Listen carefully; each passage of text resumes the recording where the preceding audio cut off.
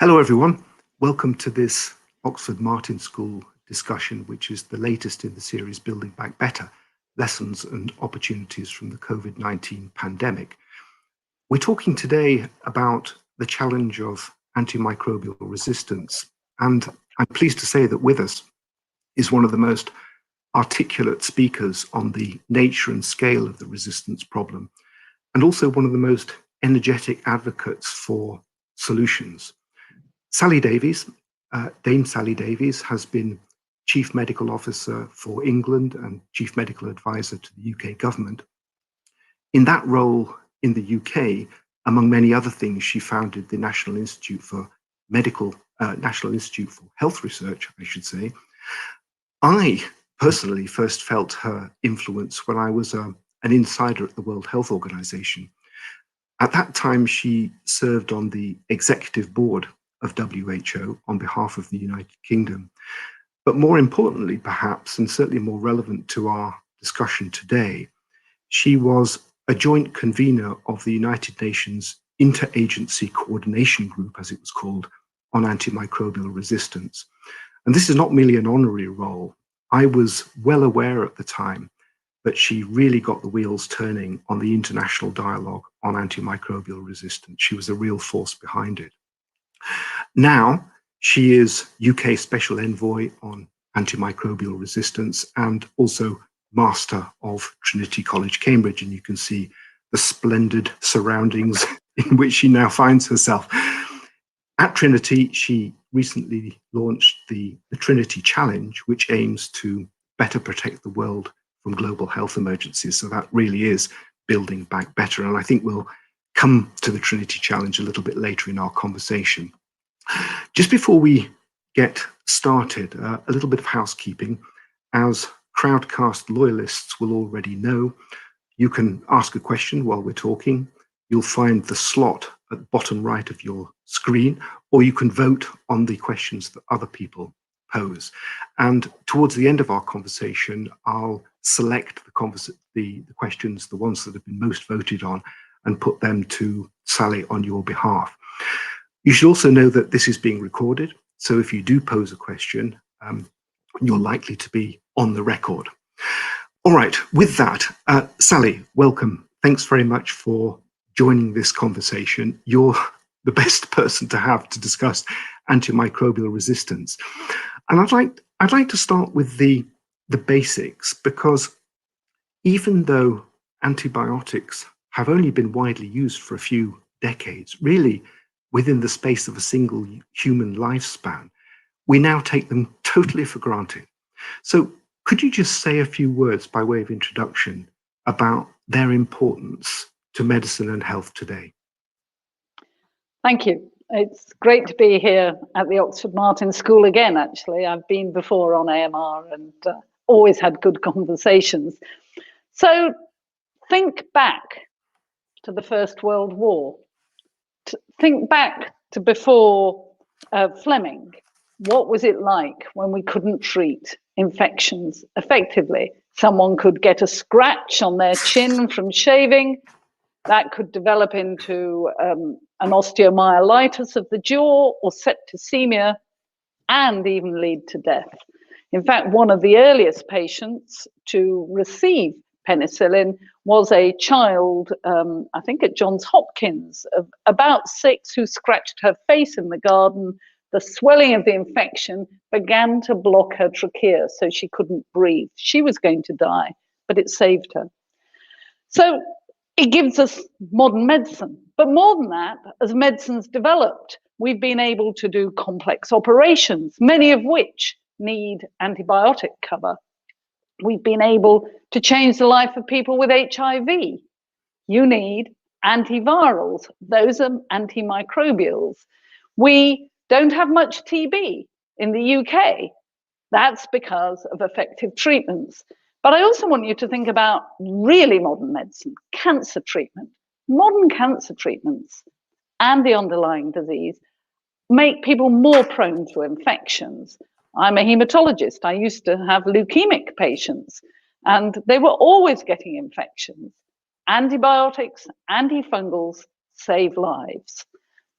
And you couldn't do transplants. You couldn't do safely cesarean sections. So it's a disaster. That's the human health bit. Think about the food chain. Animals get sick, and like humans, they pass the infections. So our food chain is stabilized by being able to treat sick animals, whether they're terrestrial or aquatic.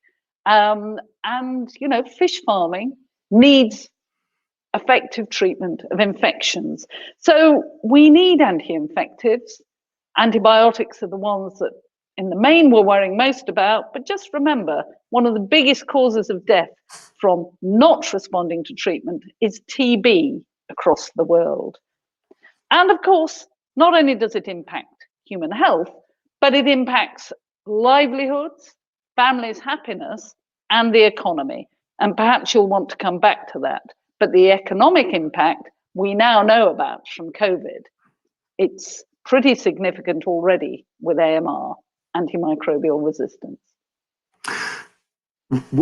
Some people say that one of the reasons we've become so reliant on antibiotics is because we don't do enough to prevent infections in the first place. And indeed, that's part of the argument that preventive healthcare has been neglected. Others say that, well, if we didn't have antibiotics, we could just substitute for them with vaccines. What do you say to both of those things? Well, I think they're simplistic. We do need to make sure people are properly vaccinated with the vaccines that are there. And if you look at the anti-pneumococcal vaccine and the impact of saving lives, but also antibiotics, it's immense. Flu vaccine actually also saves lives, not just by preventing flu, but people, particularly old people or vulnerable people with flu, are apt to get bacterial pneumonias. It saves people from that. So vaccines are very important. We may well come on to the role of vaccines in the food chain. I'm particularly interested in vaccines in aquaculture, fish farming. So I would argue we need more vaccines and we need to deploy them better. We also need effective infection prevention and control. And I think COVID has woken the world up to exactly that again. Look how we've hardly got flu this year. We don't even notice it this year. And that's because it's not here, because of infection prevention and control, social distancing, and masks.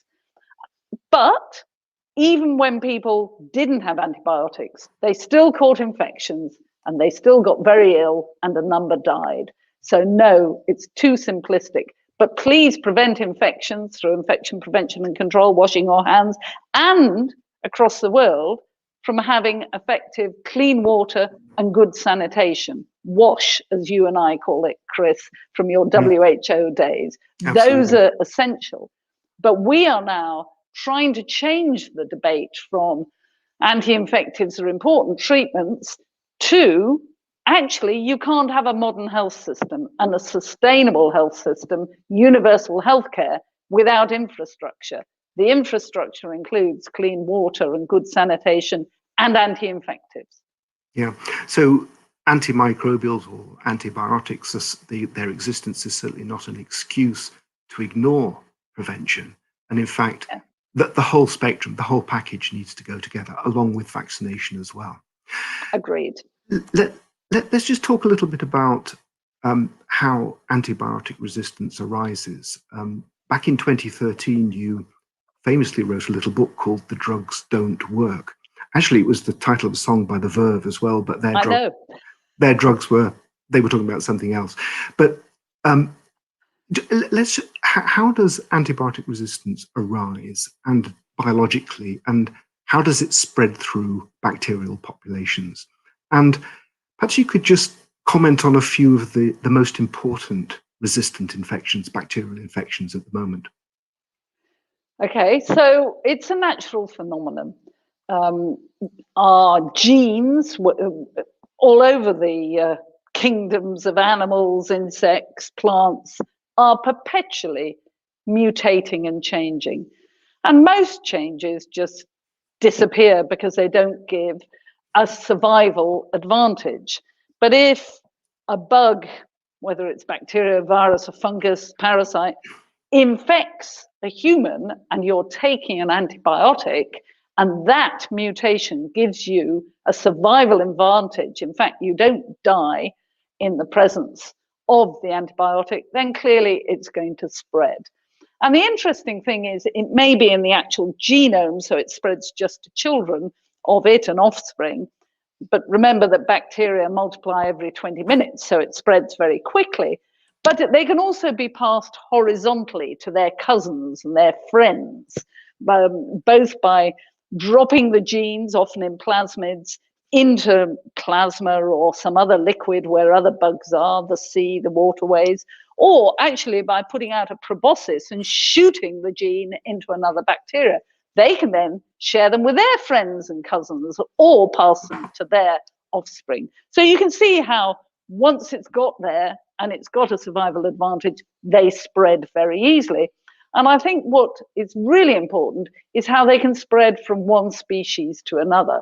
So if you've got a resistance in an E. coli, it can spread to Klebsiella, and then it can move on to Acinetobacter or something. And that makes it very, very complex and difficult. And we know that drivers to develop resistance are therefore mistreatment, undertreatment, counterfeit and falsified medicines, and generally their overuse. I've got a wonderful slide which just shows for Europe the quantity of antibiotics versus the resistance levels. And guess what?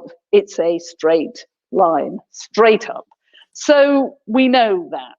Now you asked me a second bit to the question, which was... Yeah, the question is, are we talking about many different kinds of bacteria but being resistant, so a very wide spectrum of problems, or are we talking about a few dominant infections that really are the principal problem we face today?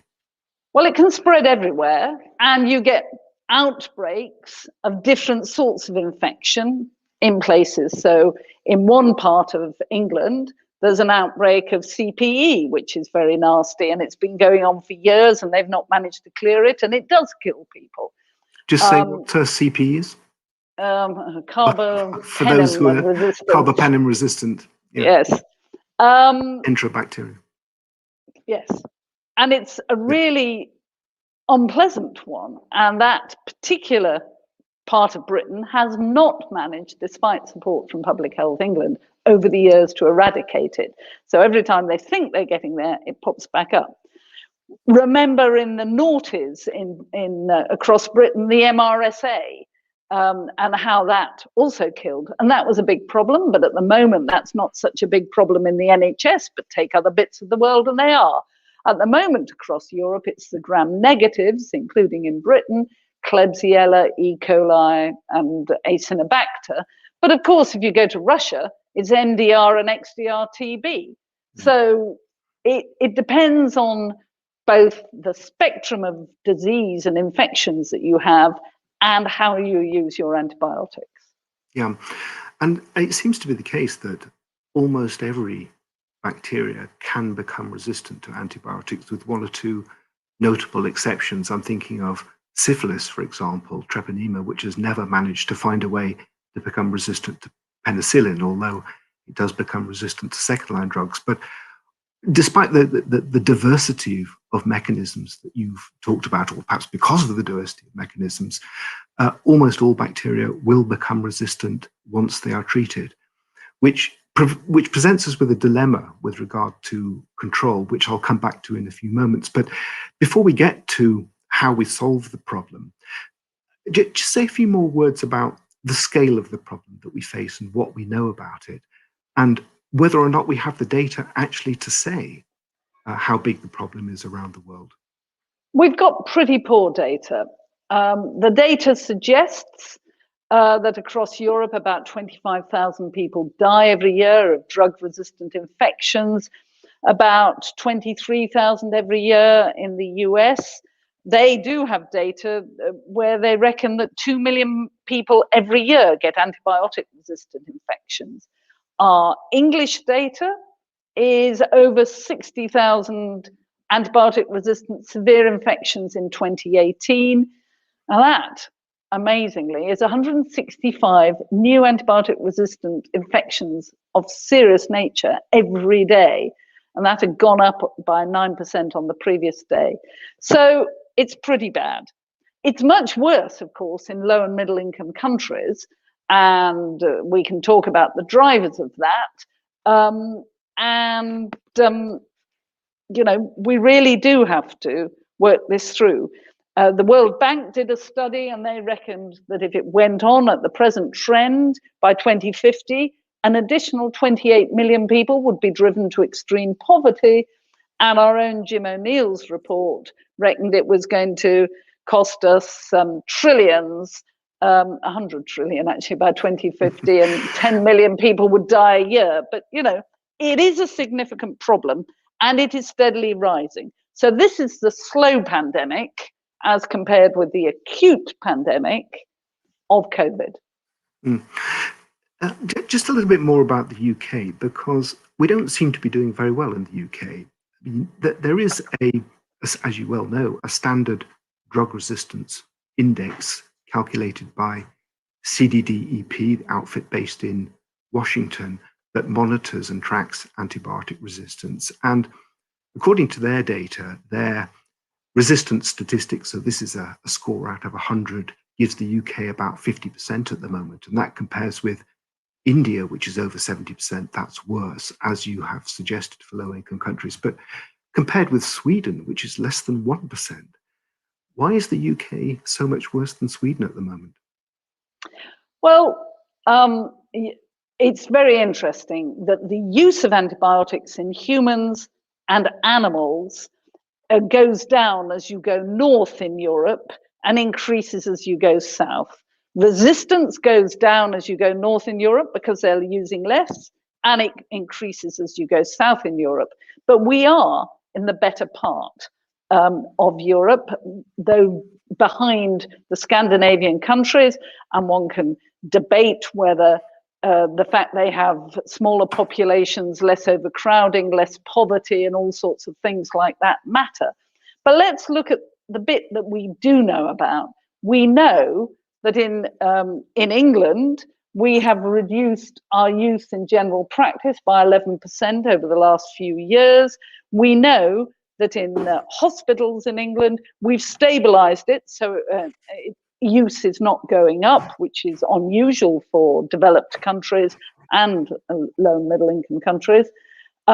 Despite it's stabilized, despite increased throughput and complexity and age. So I think that's pretty good. If you then look at our animal sector, they've reduced the use by 50%, actually over 90% in chickens, and they've done all of that voluntarily. So I don't think it's such a bad picture, but what we can see in Britain is variation too. So one way of measuring it is daily doses per 1,000 inhabitants per day, and we've got variation. So two counties relatively close to each other in the north of England, one's running at 16.1 daily doses per 1,000 inhabitants, the other at 27 daily doses per 1,000 inhabitants. So we've got a way to go in stewardship, which is looking after our antibiotics better, and in as well as we need new ones and we need better data. But I'm sure we'll come to that.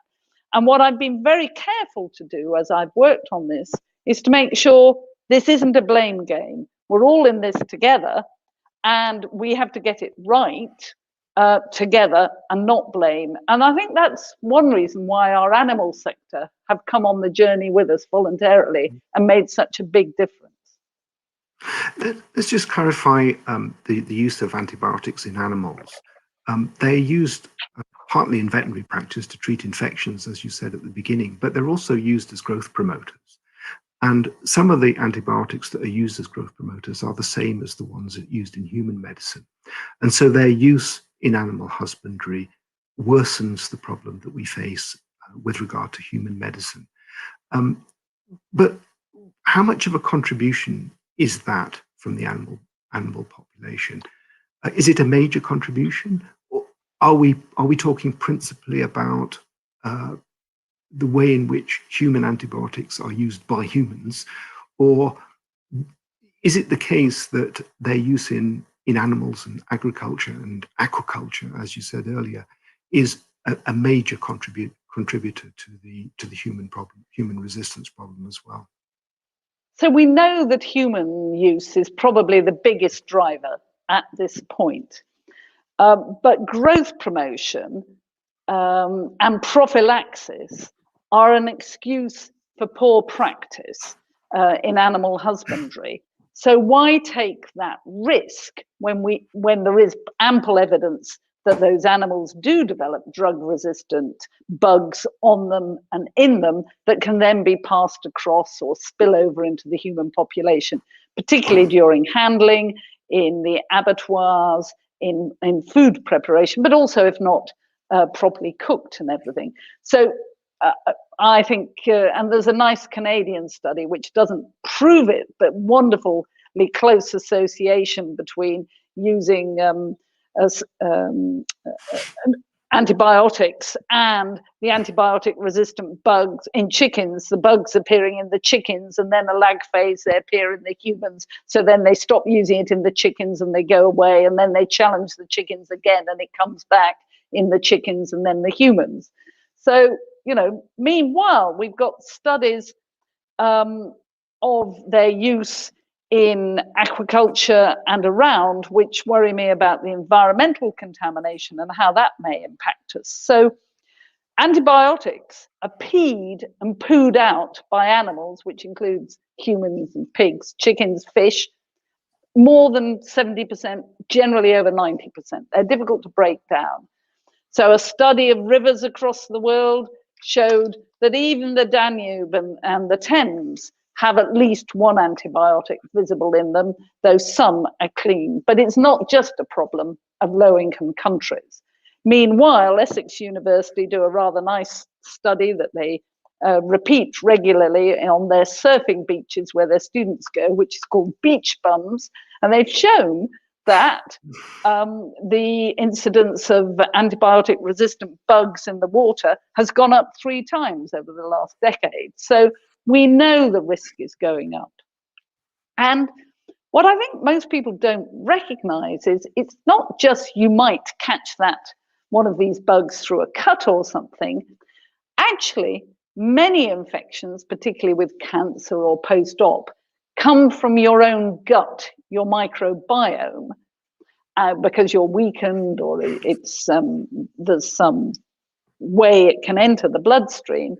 And if you've got antibiotic resistance in your microbiome, which you just acquired, and generally it didn't matter, then your urinary tract infection, your sepsis, whatever it is going to be difficult to treat. So we need to keep people healthy. And we don't want this transmission of resistant bugs either from the surfing water, paddling and drinking the river when you fell in and swam, or from dirty food.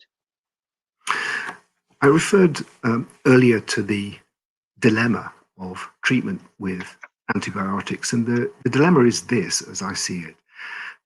It's a striking statistic that most people in low-income and middle-income countries don't die from antibiotic resistance. In other words, the treatments don't fail. It's that they don't get treatments in the first place. So people who carry infections need antibiotics, and they're getting antibiotics in growing quantities. But as you said earlier, once they get those antibiotics, that drives up resistance. So how do we solve that fundamental dilemma? We want to get antibiotics to people to treat the infections, and we know that those treatments will work, at least initially. But how do we do that and at the same time prevent the growth and spread of resistance? It is tragic. There's a cholera outbreak that started in Hyderabad, and it's resistant to standard treatment and has moved into Karachi. And 40% of the children are now dying who catch it because it's antibiotic resistance, whereas normally it would be, 4 or 5%. So it's tragic. They need treating, but they're not responsive. And so we have to help the low-income countries do a number of things. First, strengthen their own health systems, including their sanitation, clean water, infection prevention and control, and the standard vaccine programs. We also need to make sure that they do have a proper supply at an affordable price of good quality antibiotics. And that means we're going to, at some point, have to deal with the fact that many antibiotics in poor countries are sold at market stalls. Over 50% of the antibiotics on market stalls are falsified or counterfeit, not good enough quality. That's driving resistance. But the other driver of resistance is, even if you can afford a day, that may drive resistance because you're not killing the bugs, you're exposing them. And you may not be able to afford the rest of the 5, 7, 10-day supply. So we have to sign up to universal health care for all in order to try and make sure they have strengthened health systems of help. But then add to that the fact that most people don't know the size of their problem, and the CDEP report you were talking about, I think, shows that very well. So then what do? We've got to help them with laboratories and surveillance.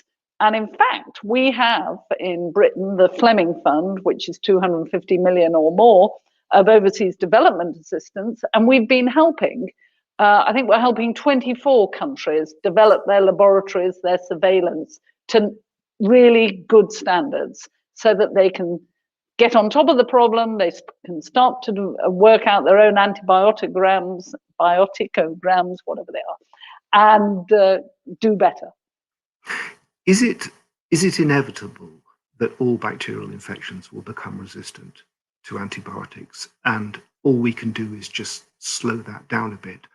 Or can we preserve the antibiotics we've got at the moment indefinitely by doing the right thing?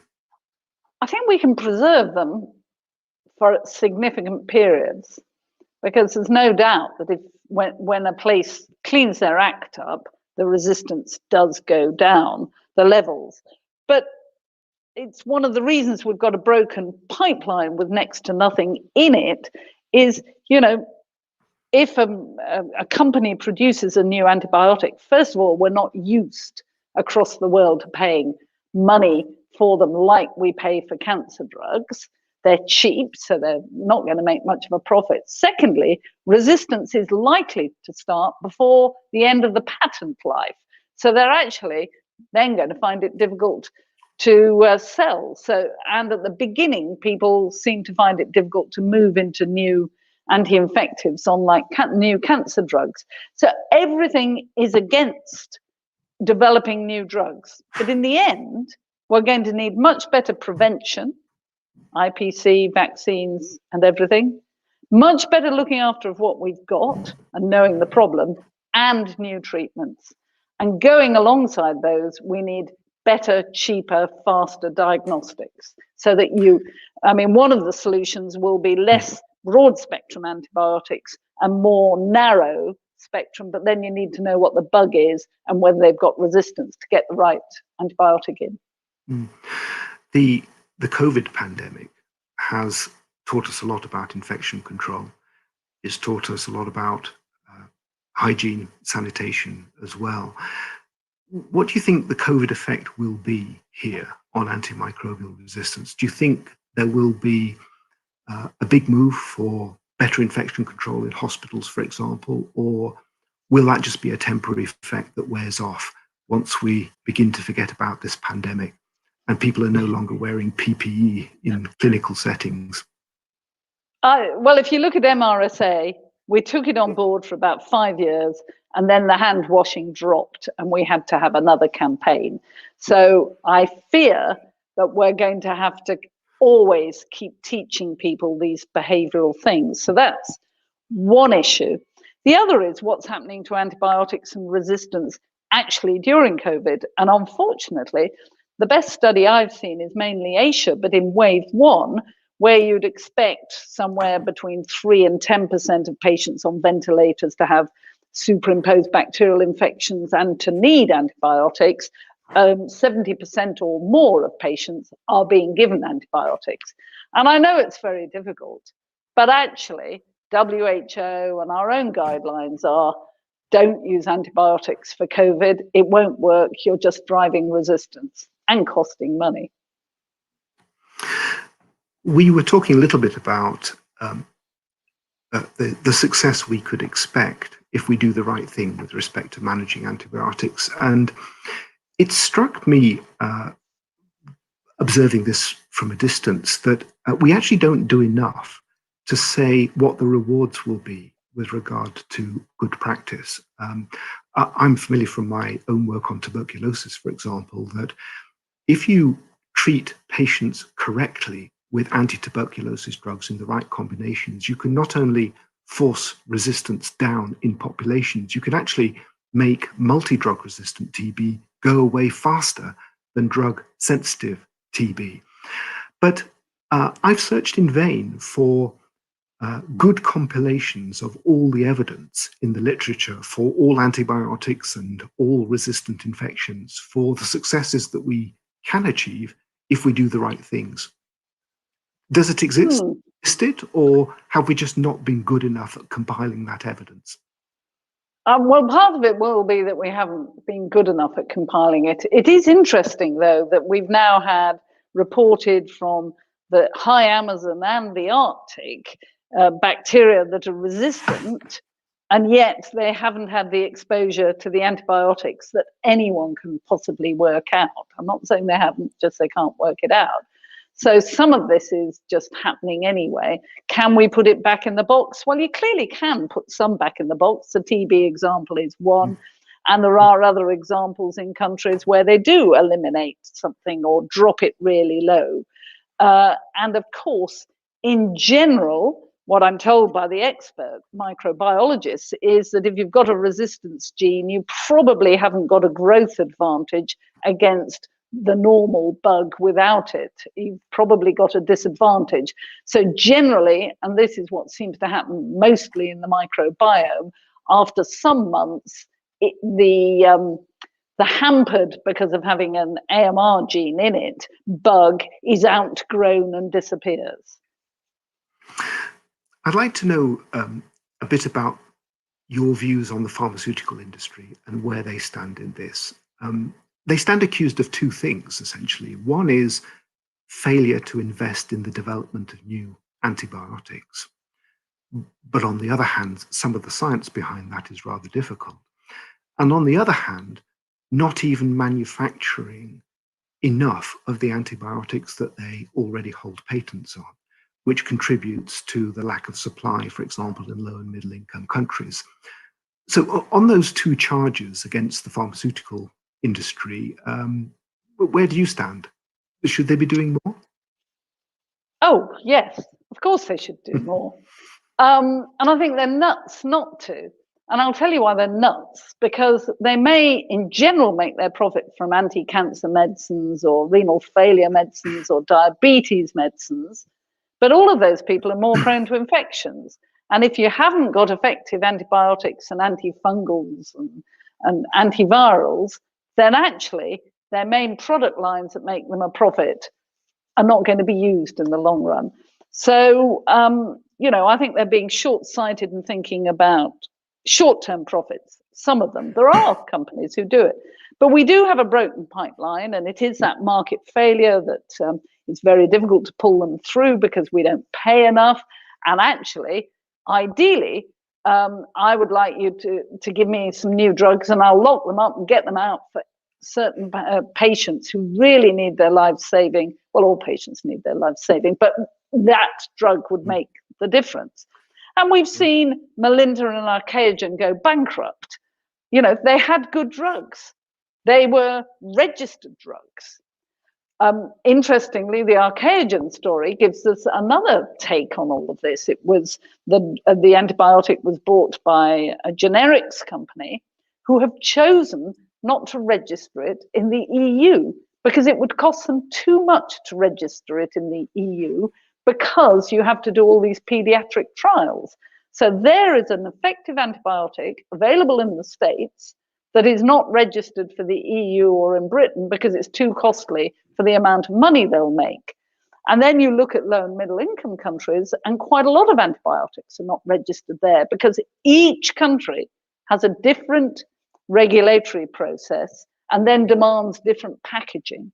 We're going to have to move to pooled procurement. We're going to have to move to kind of much more regional agreement that this medicine matters and it looks safe and you can have it in order to get through some of these things. But also, we need some way of putting market incentives in that don't have the companies making their money from volume sales, because volume sales drives resistance. So Britain is actually leading the way. We have got a pilot, and is being run out of NICE with support from York Health Economics Unit and the industry are involved in, which is a subscription pilot. They've chosen through an EU contractual process 2 antibiotics, one from Pfizer, one from Shionogi. And what they're doing is using them properly stewarded, because the company will get a subscription, however much or little is used. And they're using a new health technology assessment procedure, which doesn't just value the drug for the individual patient and QALYs and DALYs. It's looking at the value to the NHS of preventing that infection and not letting it spread. It's looking to the value to society. And that will give a different value, the total value. And that is what the future negotiation about the longer term subscription would be. And everyone's watching this, and industry are playing their full part in the debate, the discussions, and I think that'll be good. But one thing two things I would say positive about industry. Without them, we don't get drugs. You may find mechanisms and targets in academia, but the development, the launch, the marketing, the manufacturing is with the companies. And the second is, of course, that they did last year launch the AMR Action Fund along with the Wellcome Trust and the European Investment Bank with $1 billion fund to pull through 3 to 4 drugs over the next 10 years. So they're putting some money where their mouth is. I'd like to see more. Before we leave the pharmaceutical industry and indeed the basic science behind antibiotic development, what about the hard science question? The observation's been made many times that once we discovered how to find antibiotics, 1930s, 1940s, and so on, we basically picked all the low-hanging fruit in the next 2 or 3 decades. And then we ran out of options. And since the turn of the millennium, 2000, I think only 2 new classes of antibiotics have been discovered. And some say that it's just hard to know where we must go scientifically with regard to antibiotics. Others say that if there's enough money invested in the science and in the pharmaceutical development, then we'll find them. And it's just a matter of lack of investment. So there's 2 strands to this debate. One is that the science got harder, and we're not sure what to do now with antibiotics. And on the other hand, we just don't have enough investment. And if we did have it, then we could churn out loads more. What's your view? Well, of course, the science has got harder. But if you look, there's now a fund called CARB-X, particularly mainly funded by BARDA in the States, but Wellcome, our government, the Germans contribute. And they've kind of G'd up the research.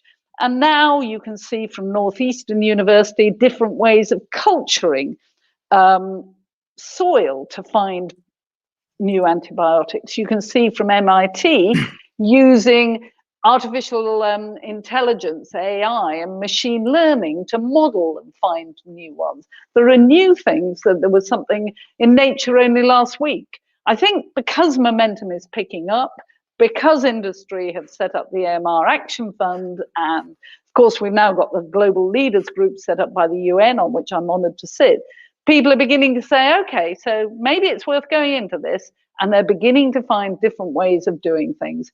I'm optimistic. Not that it's easy, but it's doable. So just one more question from me before we come to questions from the audience. There are already 25 questions from the audience, and some of them are getting some heavy votes. So I want to come to them in a moment. But I referred to the time when I was back in WHO, and I was aware of how effective your work was at the time. One of the big events was the United Nations General Assembly discussion. So this is a so-called high-level meeting, and high-level here in UN speak means heads of state. And there are not many health events at heads of state meetings. But it was the fourth. It was the fourth indeed, and I know the other ones as well. We won't discuss those now. But that was a real achievement then. But progress seems to have been rather slow since. Has it stalled? Has the momentum been kept up? Yes, it did. Stalled. I was so pissed off. The interagency coordination group was set up following the high-level meeting. I was a co-convener. The first year was a waste of time. The second year, we produced some good recommendations, presented them to the Secretary General in April 2019. One of them was we needed a global leaders group. We had our first meeting last week. I mean, that's far too long. Meanwhile, we also said we needed a kind of IPCC type mechanism for independent generating the evidence for people to look at with respect to policies. That still hasn't been set up and started. So it is far too slow. But what's the reason for this? Why wasn't the momentum maintained? Well, what we managed to do was get, and David Cameron played a big role, a prime minister, along with Angela Merkel, really championing it. But we're moving back to that position again now, because COVID has made people wake up to the fact. Plus, they couldn't put off doing something much longer. The British, the Swedes, the Germans, the Japanese, many of us were saying, you can't go on not doing anything. Yeah, but it slowed down before COVID, didn't it? And so it did.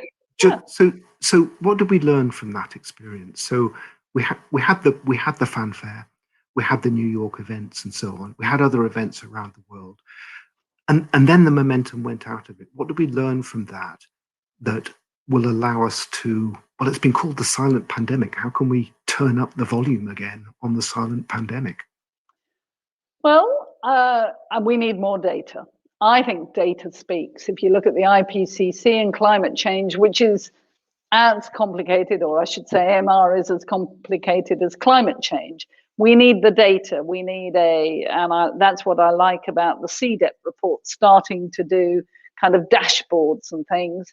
And I'm hoping that the Global Leaders Group will endorse a dashboard and look at it regularly and talk about it.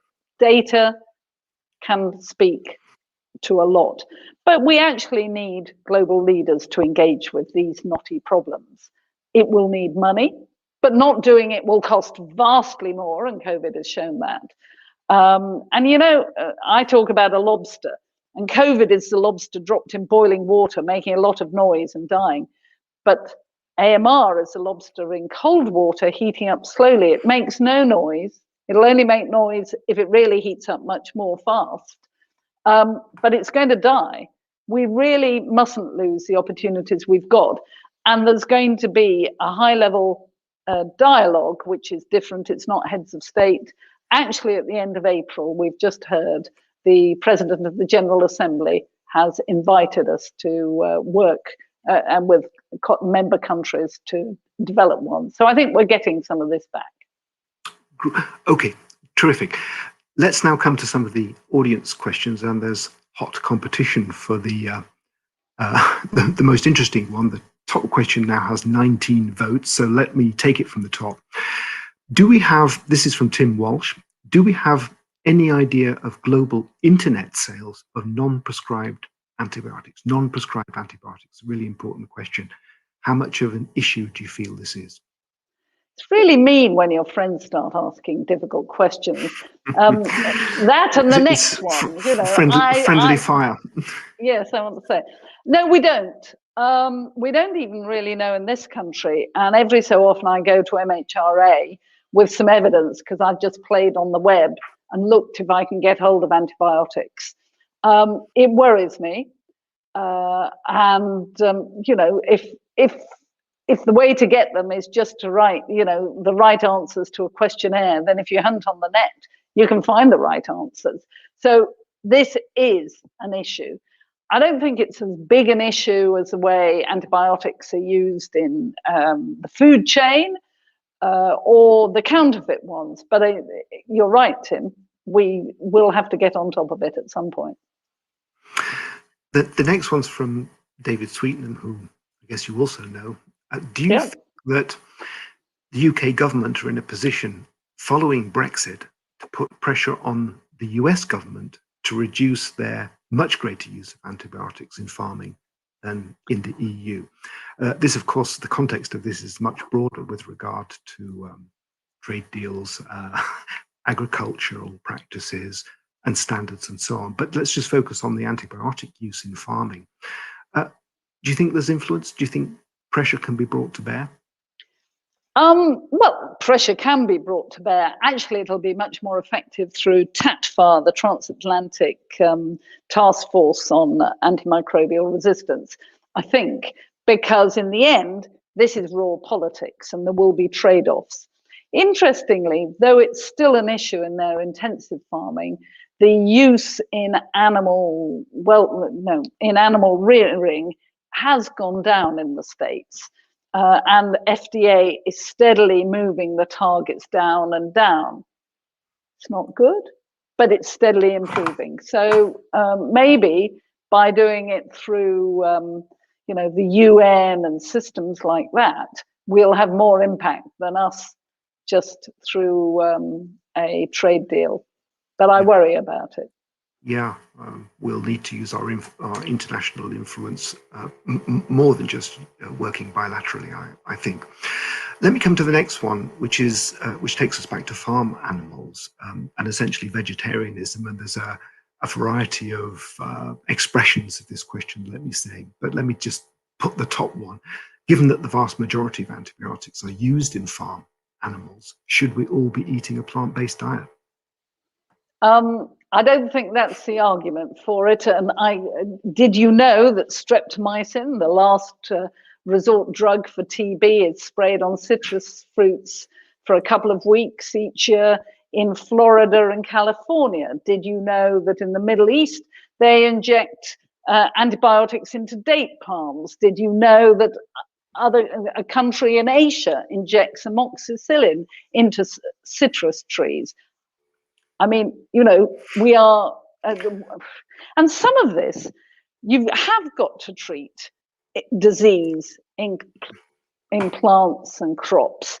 But the question is, are we getting the balance right? And that's when you come to, well, could we breed plants and trees and crops that won't get infected and then save ourselves from the risks of using anti-infectives to which resistant drugs develop and are then passed through and spill over into humans? But it's not a simple one. And don't forget, you need B12 to stay healthy. That question was from Louise Proud and a series of others. I won't go through all the names, but that was a popular question. The next one is actually close to one of my own interests, especially when I was working in WHO. This is from Frida Rome Hidalgo. And she asks, what's the role of the law in tackling antimicrobial resistance? Now, I've heard you suggest in the past, I think, that legal instruments might be too heavy-handed and that we should opt for voluntary measures. My own experience is that voluntary measures don't work too well in health. And I have been in favor of using legal instruments if they can be used, and it was a subject of discussion in WHO. But how do you react to that? What's the role of the law in tackling antimicrobial resistance? Well, it can be incredibly helpful. So the obvious one is in the EU, antibiotics are not allowed for growth promotion. Meanwhile, the further south you go in Europe, the more prophylaxis and metaphylaxis is used. So the amounts of antibiotics used are still too high compared with Scandinavia and even ourselves. But it can play a role, and the EU, have put growth promotion into their trade deals. So they won't allow import of meat where there's been growth promotion. So it can work.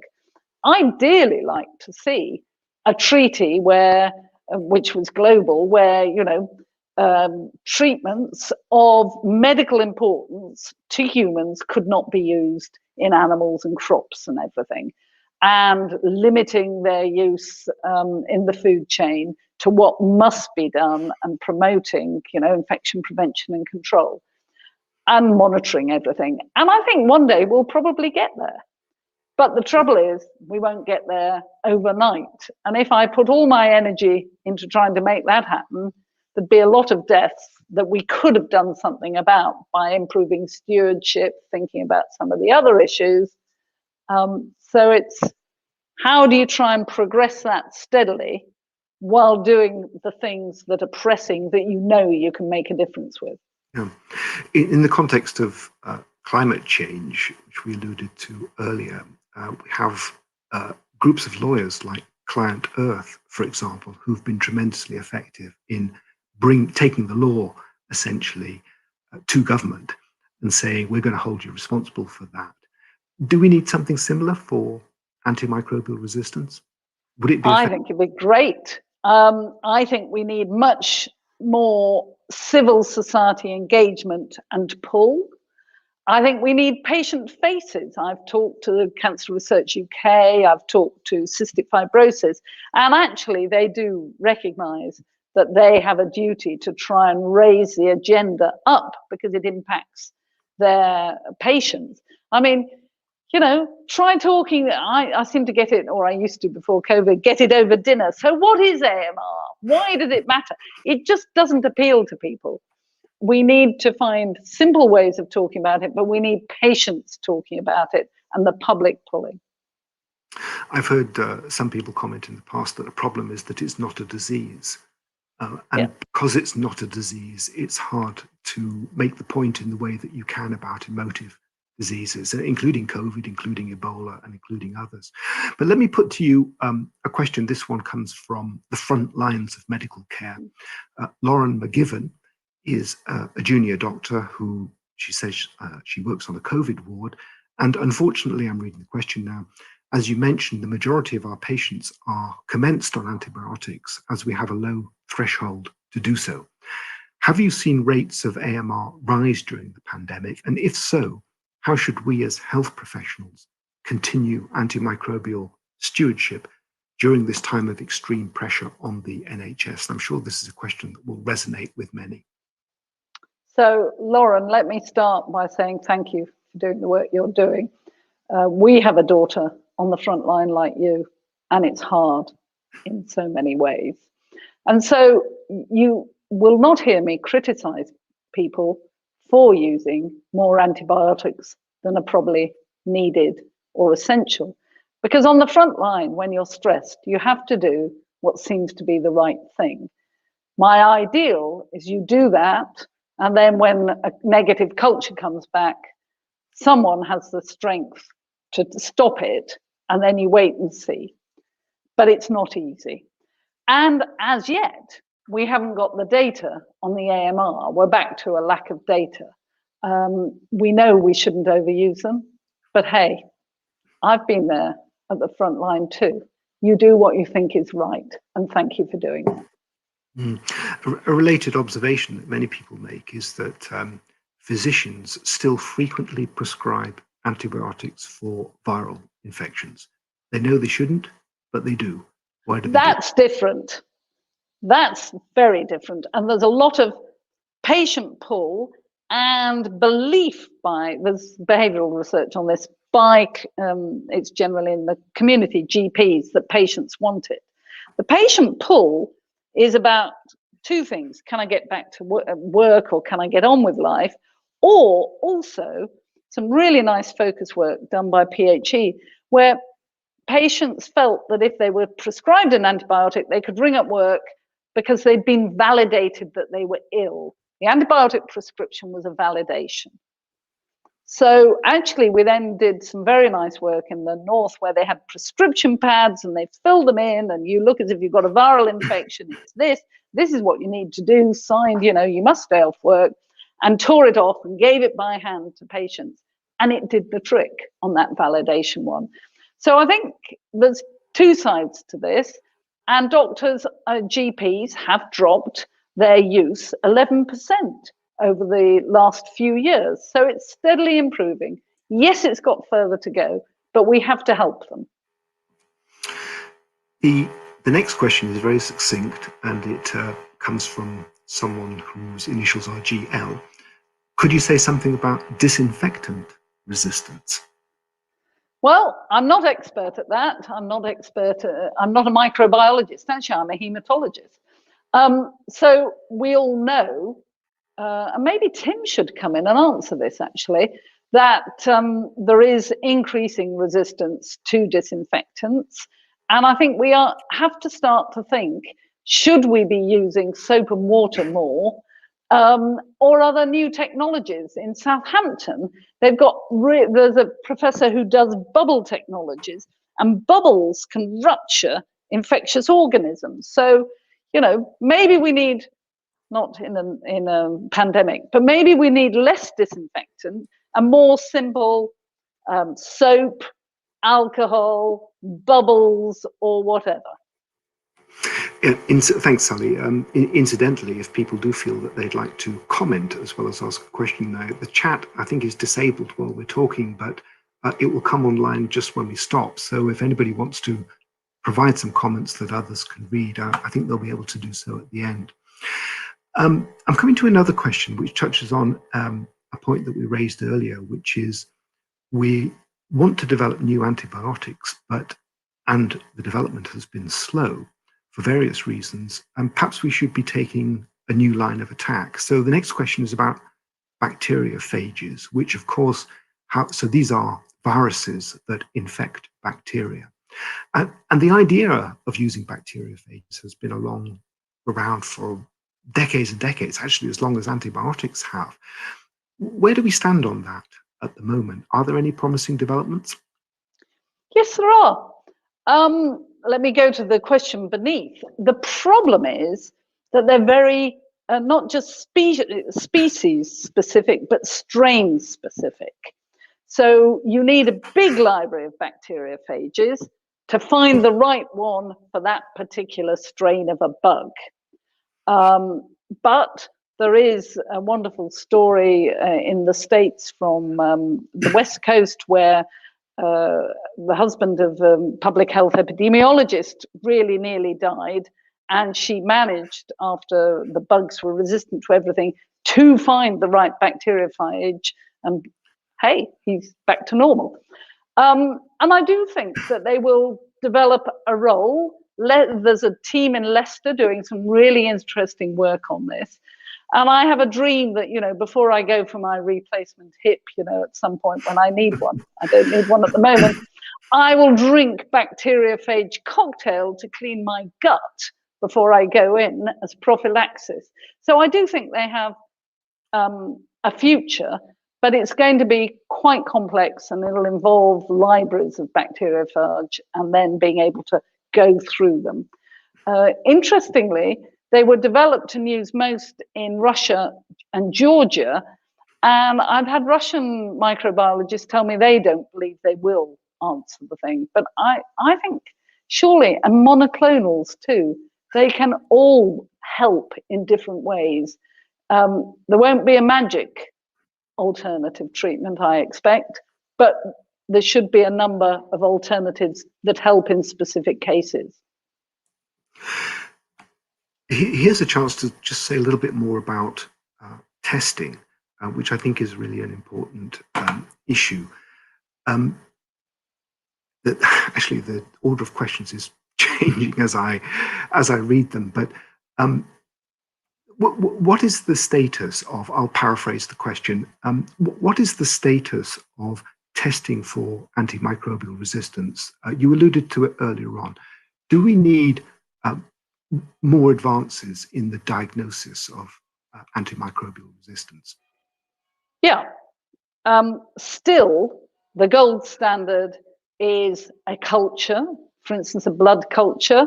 I saw a very interesting audit which showed even in, you know, top teaching hospitals, they're often inadequately done. Perhaps it was difficult to get the blood sample or something. Then they take a couple of days to grow, and then they've got to be, checked out and looked at. We need speedy, effective diagnosis for species, strain, and is there resistance. Ideally, and that was why we got the first longitude prize to be for a diagnostic that would help AMR. It would be cheap, easy to use anywhere, and speedy, so that you could do it in front of the patient almost. There's a lot of work needed. Sally, we're just about out of time, but I just like to ask one question.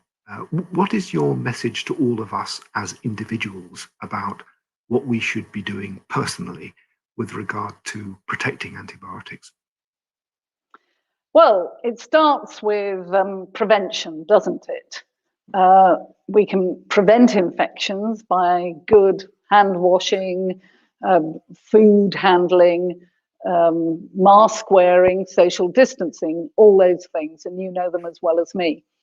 But also, we've started an investor action.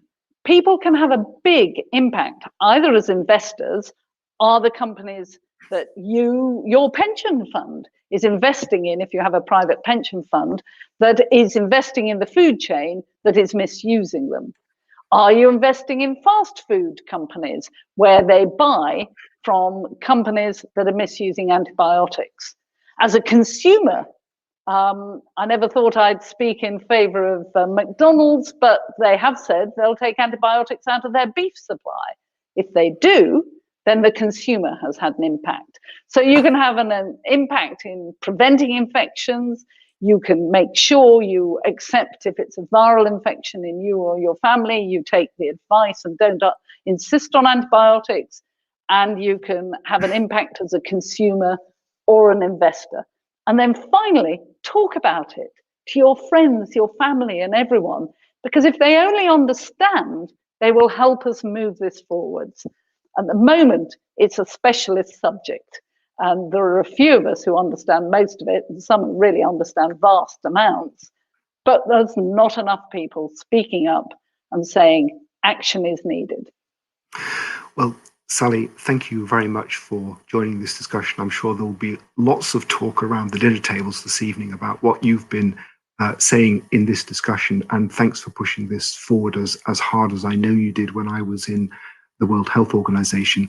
I just have to say before we go that the next talk in this series, and you can check it out on the Martin School website, is about science communication. A hot topic at the moment, Fiona Fox, who directs the Science Media Centre, and Tom Fielder from the BBC, so look out for that one. Sally, many thanks again. Many thanks to the audience for all your questions, and have a good evening, afternoon, wherever you are. Thanks. Thanks to all of you.